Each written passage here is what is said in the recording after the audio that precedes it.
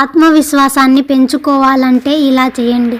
ఏదైనా ఒక విషయాన్ని స్పష్టంగా చెప్పాలన్నా, ఏ పనినైనా విజయవంతంగా ముగించాలన్నా ఆత్మవిశ్వాసం ఉండాలి. మాటలోనే కాదు, నడకలోనూ ఆత్మవిశ్వాసం కనిపించాలి.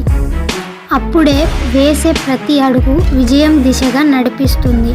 అయితే ఆత్మవిశ్వాసం పెంచుకునే మంత్రదండం ఎక్కడో కాదు, మన ఆలోచనల్లోనే ఉంది.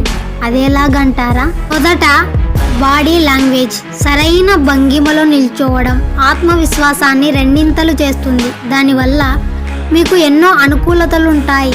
మీరు లోపల ఏమనుకుంటారో బయటకు అలానే కనిపిస్తారని చెబుతున్నారు నిపుణులు.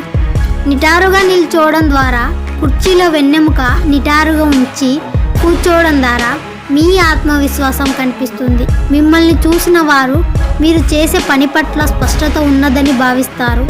అలా కాకుండా డీలా పడ్డట్టు, కూలబడినట్టు కూర్చున్నారంటే మీరు ఆత్మవిశ్వాసంగా లేరని అర్థమవుతుంది. రెండవది విజయాల జాబితా. మీరు గతంలో దాటి వచ్చిన కష్టాల జాబితా. ఇలా చేయడం ద్వారా మీ ఆలోచనల్లో మార్పు వచ్చి దృఢంగా మారుతారు.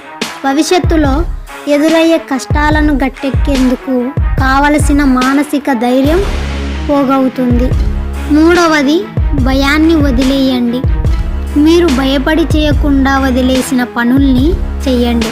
అలా చేస్తేనే వాటి పట్ల మీలోని భయం పోతుంది. ఎందుకంటే భయంతో ఆ పని చేయలేకపోయానని తర్వాత బాధపడే కన్నా ఇప్పుడు ధైర్యంతో చేయడం మంచిది.